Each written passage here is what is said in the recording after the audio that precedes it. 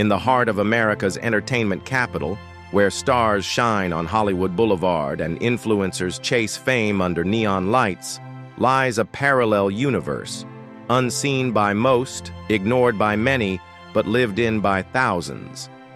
Los Angeles sells dreams, but when those dreams shatter, what's left is often desperation. And on those same streets that promise fame and fortune, some people sell the only thing they have left, their bodies. In this world, sex is currency, survival is the goal, and every night brings a new set of risks. The image of the sex worker has long been distorted in pop culture. In movies, she's either glamorized or criminalized. But real life is not a Hollywood film. It doesn't come with filters or fantasy. In reality, the world of prostitution in Los Angeles is filled with pain, power imbalances, and countless lives trapped in cycles of trauma and exploitation. These are not tales of empowerment. These are stories of survival. Let's begin where many nights in LA's sex trade begin, on Figueroa Street. It stretches from downtown to South Central, and once the sun dips below the skyline, it transforms.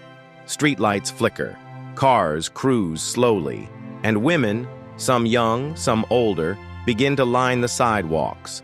To the untrained eye, it may look like loitering. To those in the know, it's the beginning of business. Tight skirts, high heels, nervous glances, each woman hoping tonight won't be the night something goes wrong. Because in this world, everything can go wrong in seconds. These women are often referred to by society with dehumanizing labels: hookers, streetwalkers, escorts. But few stop to ask how they got here. What happened in their lives before this point? The truth is that many are survivors of abuse. A staggering number were molested as children. Some were trafficked by family members. Others grew up in group homes, bouncing from one institution to the next, learning early that love had conditions and safety was a myth. When they turned 18, they aged out of foster care with no support, no money, and no guidance. Homelessness came fast, and with it, hunger, fear, desperation. It's in these moments that predators strike. Pimps, recruiters, or even supposed boyfriends swoop in with promises of shelter, food, and affection. It starts small. Just help out with some rent, then one client, then another. Before they realize it, they're trapped, controlled by someone who claims to love them, but who profits from their pain. In LA, pimp culture is deeply embedded in the street prostitution scene. It's not all flashy hats and gold chains like the stereotypes suggest. Some pimps are teenage boys manipulating their girlfriends. Others are gang members expanding their territory. They control their girls through threats, beatings, and even forced drug use. They tattoo them like property. They strip away self-worth until nothing remains but obedience.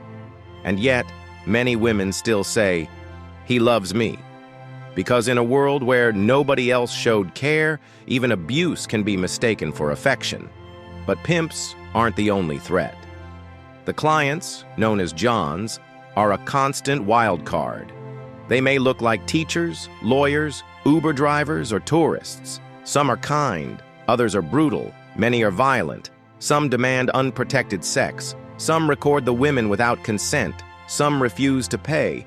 And some just don't let them leave. Every time a woman gets into a car, she's gambling with her life. And if the clients don't harm them, the streets might.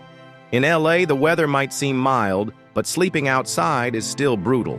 Rain floods makeshift camps. Police patrols tear down tents and arrest women without homes. Robbery, rape, and assault are daily threats. Hospitals treat some of them over and over again, only to discharge them back into the same cycle. There is rarely a way out. Let's talk about the drugs, because they're not just part of the story. They often drive it. Methamphetamine, crack, heroin, fentanyl, these substances numb the body and the mind. Many women begin using to cope with trauma. Others are forcibly addicted by pimps as a method of control. Once hooked, it becomes even harder to escape. Withdrawal is brutal. The body aches, shakes, vomits. Getting clean isn't just about quitting, It's about relearning how to live, but with no housing, no support, and no rehab access, few manage it. Law enforcement in Los Angeles is in a difficult position. For years, the main approach was criminalization. Arrest the sex workers, fine them, jail them. But this did little to address the root causes. Women would be released back onto the street, broke and more traumatized than before. Meanwhile, the pimps and clients often walked free. In recent years, there's been a shift toward diversion programs, offering counseling, treatment, and resources instead of jail.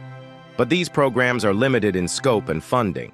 And for many women, the distrust of the system runs deep. Social workers and outreach teams try to bridge the gap. At midnight, they drive through hot zones, handing out condoms, water bottles, and pamphlets about safe shelters. Some offer rides to detox centers. Some simply talk, listen, and offer compassion. But even they admit it's not enough. The number of women far outweighs the available beds, and not every woman is ready to leave. The trauma runs deep, and leaving the life means facing a world that has always failed them.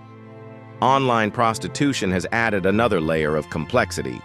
Platforms like Backpage used to dominate before being shut down for enabling sex trafficking, but the trade simply moved to other sites, apps, and private networks. Women are now sold via encrypted messages on escort websites, even on social media. Technology has made it harder for law enforcement to track and easier for traffickers to hide victims in plain sight. Many women working indoors are still under pimp control, just out of sight. And while much of the attention focuses on women, it's important to remember that men and transgender individuals are also deeply involved in LA's sex trade. LGBTQ youth are disproportionately represented among the homeless population. Rejected by families, bullied in schools, they end up on the streets. Many turn to survival sex, trading their bodies for food, shelter, or safety. Their stories are often even more invisible. The physical toll of sex work is immense. Repeated exposure to violence, disease, stress, and drug use wears the body down. Many women experience repeated STDs, chronic pain, untreated infections. Some develop cervical or ovarian complications. Others are beaten so badly they end up in emergency rooms. Some die by overdose, by suicide, by murder. And when they do, few headlines are written, few names are remembered. Still, some find a way out. They meet a kind outreach worker. They hit rock bottom and crawl their way up. They get clean. They find a safe house. They reconnect with lost family. These are the survivors, the warriors, the ones who speak out at panels, write books, start nonprofits. But even they will tell you, the scars never fully fade, the trauma remains, the shame, the nightmares, the flashbacks. It's a lifelong recovery. So what keeps this system alive? Demand. As long as there are men willing to buy sex, there will be a market. As long as there is poverty, abuse, and inequality, there will be supply. Until we address the economic and social roots, affordable housing, universal health care, trauma-informed education, criminal justice reform, this cycle will continue. Arrests won't fix it. Sweeps won't fix it. We must build a world where no one has to sell their body to survive. Los Angeles prides itself on being a progressive city, a creative capital, a land of opportunity. But the streets tell a different story. A story of forgotten women, neglected youth, and systems that fail the most vulnerable. Until we face this truth head-on, without judgment, without blinders, we cannot hope for change. The women walking Figueroa Street tonight aren't criminals. They're survivors. They're human beings trying to make it through another day.